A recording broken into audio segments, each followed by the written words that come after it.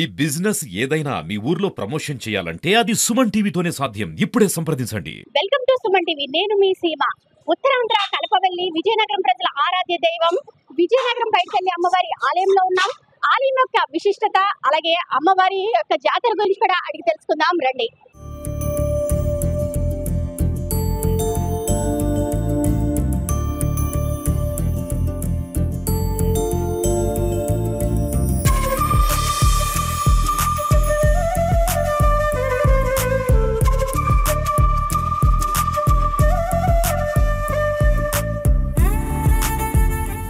అమ్మవారి సిరిమాను జాతరకి సంబంధించి తేదీలు అయితే ఖరారు చేయడం జరిగింది. అయితే అమ్మవారి సంబరానికి మొదటి ఘట్టం ఏ విధంగా మొదలవుతుందనేది మన ముందు పంతులు గారు అయితే ఉన్నారు. ఆయన అడిగి తెలుసుకుందాం. అసలు ఎలాగ స్టార్ట్ అవుతుంది, ఫస్ట్ మొదటి ఘట్టము ఏంటి అమ్మవారి జాతరకి అనేది అడిగి తెలుసుకుందాం. స్వామి చెప్పండి, అమ్మవారు మొదటి యొక్క సిరిమాను జాతరకి సంబంధించి మొదటి ఘట్టం ఏ విధంగా మొదలవుతుంది, అది అంటే అమ్మవారి తేదీలు ఖరారు చేయడం దగ్గర నుంచి ఒకసారి మా ప్రేక్షకులకి మీ మాటల్లో చెప్పాలి.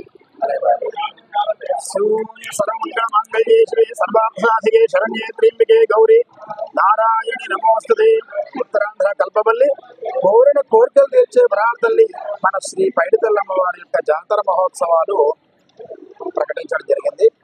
మనకి రేపు 12వ తారీఖున రాట అంటే పద్దెర్ర రాటతో ఈ యొక్క కార్యక్రమం అమ్మవారి యొక్క ఈ సిరిమాన జాతర మహోత్సవం అనే కార్యక్రమం 12వ తారీఖున రాటతో దీక్షతో ప్రారంభం.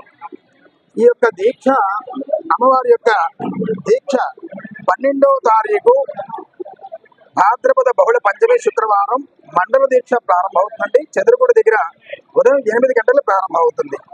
కోరిన కోరికలు తీర్చే వరాల తల్లి శ్రీ పైడితల్లమ్మ వారి యొక్క జాతర ఎప్పుడా అని భక్తులు చూస్తూ ఉంటారు.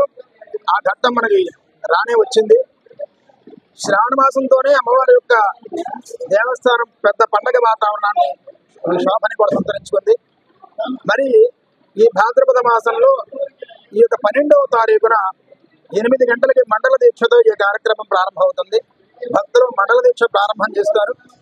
ఆ యొక్క మండల దీక్ష ప్రారంభంతో ఈ కార్యక్రమం ప్రారంభమై 9:30 గంటలకి పందేరు రాడుతో అమ్మవారి యొక్క ఈ యొక్క జాతర మహోత్సవం అనేది ప్రారంభానికి మొదటి అడుగు ప్రారంభమవుతుంది.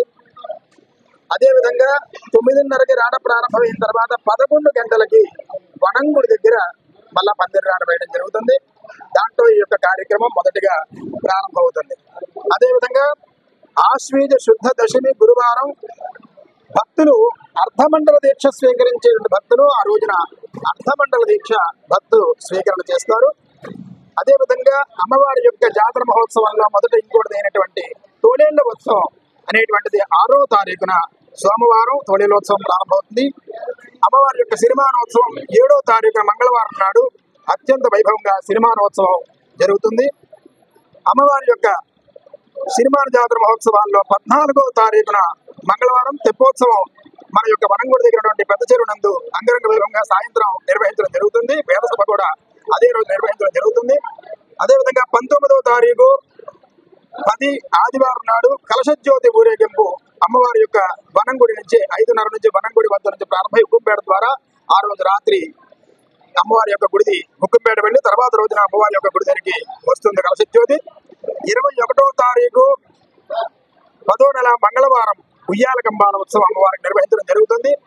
అదేవిధంగా 22వ తారీఖున బుధవారం చండీ హోమం పూర్ణాహుతితో వనంగుడి దగ్గర ఎవరైతే దీక్షాకులు అర్ధమండల దీక్ష అదేవిధంగా మండల దీక్ష నిర్వహించారో వారితో పాటుగా ఈ యొక్క ఉత్సవం కూడా ఉదయం 8 గంటల నుండి వనంగుడి దగ్గర ప్రారంభమైన చండీ హోమంతో పూర్ణాహుతితో ఈ యొక్క అమ్మవారి యొక్క జాతర ముగింపు జరుగుతుందండి. చాలా విశేషమైనటువంటి ఈ యొక్క ఉత్తరాంధ్ర కల్పవల్లి దుర్గా స్వరూపుడు శ్రీ పైడితల్లమ్మ వారిని దర్శించుకుంటూ అమ్మవారి యొక్క అనుగ్రహాన్ని పొంది దేశ విదేశాల నుంచి కూడా ఈ కార్యక్రమాన్ని విజయనగరంలో ఉన్నవాళ్ళు బయట వాళ్ళు ఒరిస్సా వాళ్ళు చాలా మంది ఎవరైతే అందరూ కూడా వచ్చి యొక్క అమ్మవారి యొక్క అనుగ్రహాన్ని పొందుతూ ప్రతి సంవత్సరం కూడా అమ్మవారి యొక్క జాతర ఎప్పుడు వస్తుందా అని వెయిట్ చేస్తూ ఉన్నారండి. జై పైడిమాంబ. అమ్మవారి జాతరకు సంబంధించి తేదీలు ఖరారు చేయడంతో భక్తులు అధిక సంఖ్యలో అమ్మవారిని దర్శించుకోవడానికి తరలి వస్తున్నారని చెప్పొచ్చు. అలాగే ఈ నెల 12వ తేదీన అమ్మవారి మాలధారణ కూడా చేస్తారని, అలానే ఆలయ ప్రధాన అర్చకులు ఎవరైతే ఉన్నారో ఆయన నరలో కనిపించి అమ్మవారు సిరిమాను వృక్షం ఎక్కడ వెలసిందనేది చెప్తారని కూడా ఇక్కడ చెప్తున్నారు. అయితే అమ్మవారి జాతరకు సంబంధించి అధికారులు అలాగే ఆలయ ప్రధాన అర్చకులు కూడా ముఖ్య భూమిక పోషిస్తున్నారు. అలాగే ఏర్పాట్లు కూడా అమ్మవారి జాతరకు సంబంధించి ఏర్పాట్లు కూడా చురుగ్గా జరుగుతున్నాయి. కెమెరా పర్సన్ అఖిల్తో సీమ, సుమన్ టీవీ, విజయనగరం.